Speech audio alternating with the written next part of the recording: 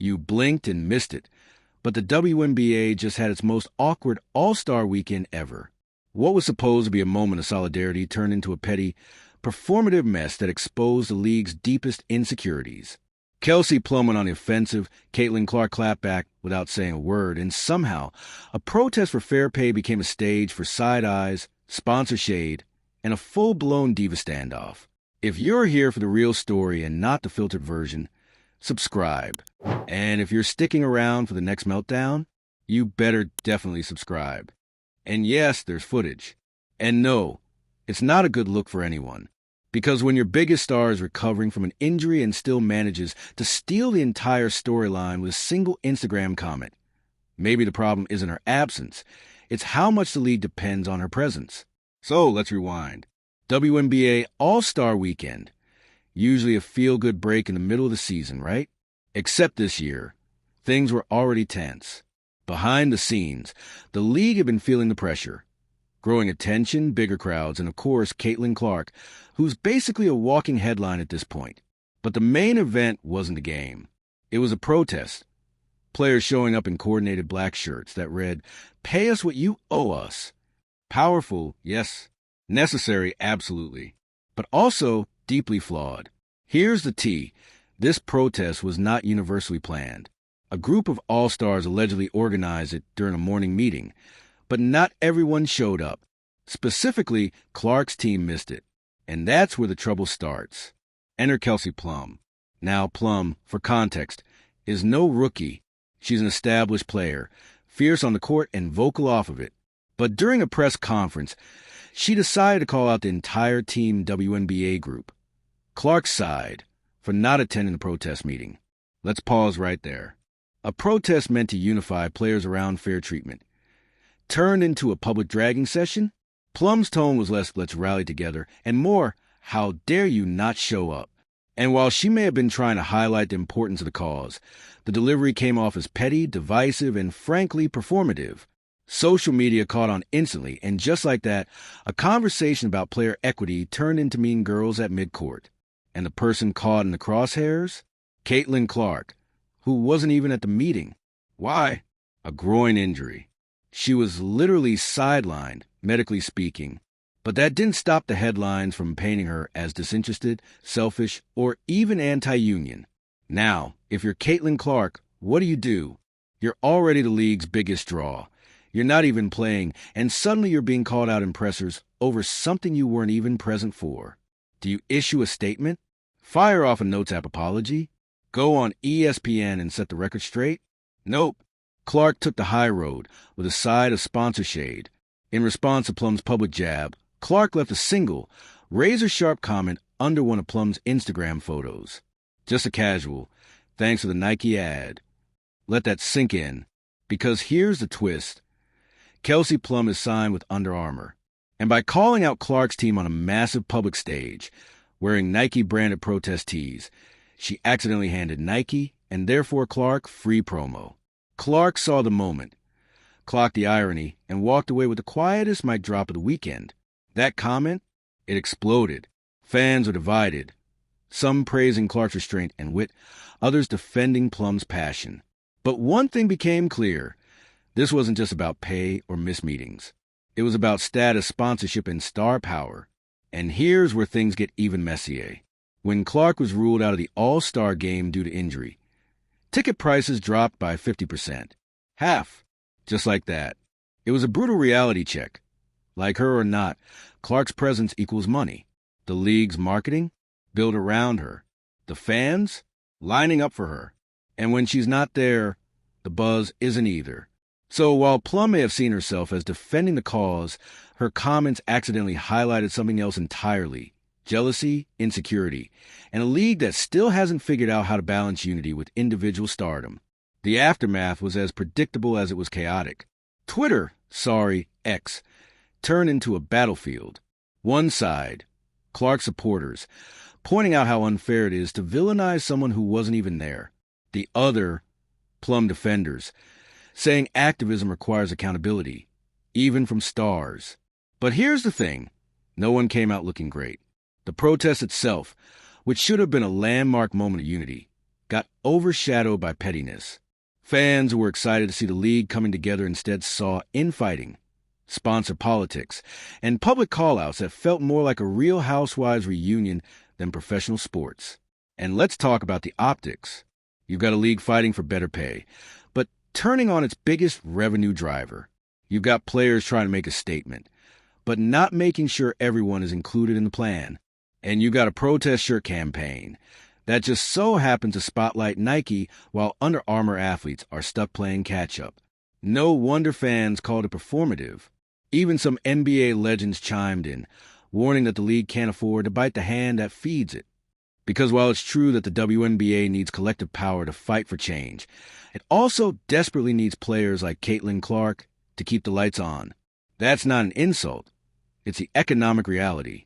Yet instead of finding ways to build that bridge, this entire situation felt like a cautionary tale about ego, miscommunication, and misdirected frustration. Plum's heart may have been in the right place, but the execution? Yikes. And Clark's subtle shade? Iconic, yes, but also a reminder that when your league's biggest drama is happening off the court, maybe it's time to look inward. So here we are. One protest, one press conference, one Instagram comment, and a whole lot of drama later. What should have been a triumphant display of unity turned into a PR nightmare with sponsor shade and side glances. Caitlin Clark didn't even play, yet somehow owned the weekend. And Kelsey Plum, she might have meant well, but she accidentally gave us a masterclass in how not to do a call-out. If we had to give out awards, Clark gets Silent Assassin of the Year. Plum gets Accidental Brand Ambassador. And the WNBA, let's call it, most likely to sabotage its own momentum. But real talk, the league is at crossroads. It needs its stars, and it needs solidarity. The two aren't mutually exclusive, but moments like this, they don't help. If the WNBA wants to grow, it needs to figure out how to support its players and let its supernovas shine. Otherwise, the next All-Star weekend might be remembered less of the game and more for the off-court shade. Now we want to hear from you. Was Caitlin Clark's clapback justified? Did Kelsey Plum go too far? And is the WNBA helping or hurting itself by letting these tensions play out in public? After the dust settled on All-Star Weekend, fans and media weren't just talking about Kelsey Plum versus Caitlin Clark. They were analyzing it like a political scandal. Suddenly, every micro-expression, every post-game quote, every like on social media was turned into fuel for the fire. And guess what? The league stayed mostly silent. No public clarification. No, let's clear the air, team huddle. Just silence. The kind of silence that doesn't calm things down. It makes everything worse. So naturally, fans started filling in the blanks. Conspiracy theories bloomed. Was this an intentional snub? Did Plum resent the way Clark has dominated headlines since entering the league? Were other players quietly supporting Plum's jab, but too afraid to say it? You could practically hear the popcorn popping. And while all of that was happening, the real loser in this saga, the protest itself. Because let's not forget, this whole thing was supposed to be about fair pay and better treatment. But instead of amplifying that message, the internal drama totally eclipsed it. It went from pay us what you owe us to here's who we don't like this week. Not exactly a rallying cry for change. Even longtime WNBA fans, people who ride hard for the league, started to roll their eyes. And it wasn't because they disagreed with the message. It's because they saw something deeper. A league that keeps getting in its own way. Here's where things get a little uncomfortable. Because if we're really going to talk about this drama, we have to address the elephant in the locker room, jealousy. Now, no one's going to admit it out loud, but the tension between Caitlin Clark and some of the league's vets isn't new. It's just finally boiling over. Clark came into the WNBA like a tidal wave. Sold out arenas, national broadcasts, merch flying off the shelves. And whether you're a fan of her play style or not, you can't deny it. She brought eyeballs. But with that spotlight comes resentment. Players who've been grinding for years suddenly find themselves in the background, while a rookie becomes the face of the league. And that's hard to swallow, especially when those same players feel like they've been ignored for far too long. So what do you do when your league needs a rising star to survive, but the rest of the locker room is side-eyeing her every move? You get exactly what happened at All-Star Weekend. And let's be real, this isn't just a WNBA problem. Every league has dealt with this. Think back to when LeBron entered the NBA, or when Simone Biles started outshining gymnasts twice her age. Stardom doesn't play nice with seniority. But in the WNBA, where visibility is still a daily battle, this friction hits different. Because here's the harsh truth. Clark's fame is saving the league from irrelevance, but it's also threatening to pull it apart. The WNBA has always prided itself on unity, activism, and collaboration. But now it's grappling with what happens when one person becomes too famous. When a player starts to transcend the league instead of just representing it. And it's not just jealousy, it's fear. Fear that the league is becoming Caitlin Clark and friends. Fear that sponsors will only care about one face. Fear that if she gets injured or walks away, everything collapses. And that fear leads to moments like Kelsey Plum's outburst. It's easier to take a shot at Clark's team for missing a meeting than it is to say, I feel like the league doesn't value me anymore. But the subtext? It's screaming. Now let's circle back to Clark's response. That single comment, thanks to the Nike ad, it was pure, uncut Midwestern shade. No yelling, no subtweets, no press conferences. Just one perfectly timed dig that said everything without saying much at all. And that's part why it hit so hard. Because in a league where players are often encouraged to speak their truth, Clark chose silence. And that silence, backed by her massive platform, spoke volumes. It was strategic, surgical, and honestly, kind of iconic. She didn't drag Plum. She didn't escalate. She simply pointed out the irony and moved on. And in doing so, she reminded everyone watching that she doesn't need to clap back to win the narrative. Her brand speaks for itself. Which, by the way, is exactly why some players feel threatened. Because Clark doesn't just play basketball. She moves markets. Her name alone affects ticket prices, merch sales, viewership, everything. So when you combine that kind of influence with her PR savvy, you're looking at a player who's not just dominating the court. She's playing chess while everyone else is tweeting. Let's not forget the other star in this saga, those black protest shirts. The pay us what you owe us message? Important, necessary, long overdue. But the execution? Phew. It was supposed to be a unified front. But in reality, it turned into a poorly coordinated brand stunt. Not everyone was informed. Some players skipped the meeting. Others wore different brands. And suddenly the protest wasn't about justice. It was about optics. And here's where it gets brutal. Fans noticed.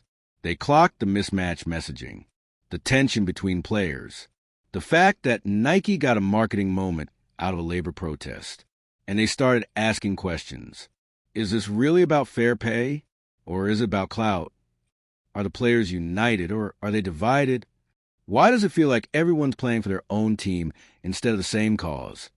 And those questions, they hit harder than any Instagram comment ever could. Because when a movement feels inauthentic, it loses power. And once the fans start doubting the sincerity, it's hard to pull them back. So where does this leave us?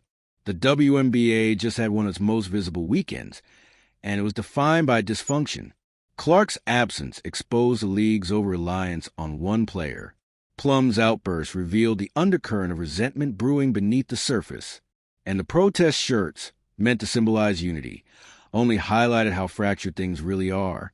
It's a wake-up call, no question. The league is growing. The attention is real. But the spotlight doesn't just illuminate your strengths. It exposes your cracks. And right now, those cracks are starting to show. What the WNBA does next matters. A lot. They can choose to learn from this moment. Have the hard conversations. Get everyone in the same room without cameras. And figure out how to truly move forward together. Or they can keep pretending everything's fine. Keep papering over the tension with slogans and sponsorships. And watch as the public starts to tune out. Not because they don't care, but because they don't want to watch a league tear itself apart from the inside. This wasn't just a petty feud. This was a mirror, showing us the growing pains of a league that's finally being seen, but doesn't yet know what to do with all that attention. Caitlin Clark didn't have to hold back. She didn't have to swing. She let the moment swing for her. And in doing so, she showed that sometimes the most powerful move is the one you don't make. Kelsey Plum spoke her truth, but in doing so, she opened a wound the league wasn't ready to show. And the WNBA? It's standing at a fork in the road. One path leads to unity, growth, and genuine progress. The other? More drama, more division, and a slow unraveling of everything these players have worked so hard to build. The question now isn't who won the feud. The real question is, will the league survive its own spotlight? Because the WNBA's current moment isn't just about Caitlin Clark and Kelsey Plum. It's about what happens when an entire league stands on the edge of something huge and starts stumbling over its own feet. You can feel it in the air. Women's basketball is finally getting the attention it deserves. The fans are showing up, the ratings are climbing, and the media is circling like sharks sensing blood. Or, in this case, a potential gold mine. Everyone wants a piece of the story. But the problem is, the story keeps fracturing. Take a step back. For years, WNBA players have been screaming into the void, asking for respect, attention, pay equity, and infrastructure support. And then, out of nowhere, Caitlin Clark drops in like a comet. Suddenly, the arenas are packed. ESPN finally clears some primetime slots. Casual sports fans who didn't even know what team Diana Taurasi played for are now Googling how to buy a Clark jersey. The league is buzzing. But it's buzzing because of one person, one rookie. That's never going to sit well with veterans who've been grinding for a decade, often with little recognition. It's like watching someone get fast-tracked in front of the line while you're still waiting to order your coffee. No one likes it, even if they say they do. And so what we're seeing now is a collision of two truths. Truth number one, Caitlin Clark is essential for the WNBA's growth. Truth number two, that level of favoritism, even if earned, breeds resentment. So when Clark's team misses a protest planning meeting, whether it was intentional or not, that resentment bubbles up, and Kelsey Plum, whether she meant to be petty or simply passionate, becomes the mouthpiece for all of it. Her call-out may have been aimed at Clark's teammates, but let's not kid ourselves. Clark was the intended headline. People noticed. The media picked up the quote, sliced it into sound bites, and handed it over to the internet like a flaming baton. And from there, it spread like wildfire. Fans took sides. Commentators started reading between the lines. Even NBA players, retired and current, started chiming in with passive-aggressive observations. You could practically smell the drama. And in the middle of it all, Clark, sitting out with an injury, watching the storm unfold without lifting a finger. At least until that infamous Instagram comment. That's the moment everything shifted. Thanks to the Nike ad. 6 words. No follow-up. No shade emoji. Just a calm, calculated reminder that no matter how much noise anyone makes, Clark still holds the most leverage in the room. Because here's the part people don't like to admit. The WNBA isn't a purely merit-based league anymore. It's an entertainment product now. It's part sport, part business, part influencer ecosystem. And in that world, Clark's value isn't just measured in assists or shooting percentages. It's measured in engagement, revenue, visibility. Her absence causing a 50% ticket price drop? That's not just a stat. It's a warning shot. The league has built its current rise around her. Every empty seat during All-Star Weekend was a reminder. Every dropped merch order, every half-watched live stream. That's the cost of turning one player into the sun and expecting everyone else to shine just as bright. And that tension is not going away. Because as more new fans flock to the league, they're not arriving with a deep knowledge of the WNBA's history. They're arriving for Clark. Maybe they'll stay for the game. Maybe they'll fall in love with other players. But the gateway? It's one person. So when that person gets iced out of protest or publicly shaded by fellow All-Stars, the optics get messy. It doesn't matter who's right. It just looks bad. It looks fractured. It looks petty. The fans don't want to see infighting. They want passion, unity, heat on the court, not thinly veiled jabs in interviews or awkward locker room tension. They want a league that's finally rising to the occasion, not tearing itself apart trying to decide who deserves the credit. And let's be honest, this whole protest was a missed opportunity. The message was vital. The moment was there. But the execution? Fumbled. Imagine if every single player had worn those shirts. If Clark had been included from the start. If the league had coordinated it into an actual media moment, instead of leaving it to players to self-organize on short notice. It could have been historic. Instead, it became a symbol of internal dysfunction. Some players wore the shirts. Some didn't. Some didn't even know about the meeting. And then you had Kelsey Plum doing damage control while simultaneously stirring the pot. It's the kind of thing that makes fans go, "Wait, are y'all okay?" And that question isn't going away anytime soon, because fans want to root for this league. They want to invest. But they also want to believe that the players like each other, or at least respect each other enough to not let internal politics leak into the public eye. We'll be watching. And if the WNBA can't hold it together by next All-Star break, we might be back here again with even messier receipts.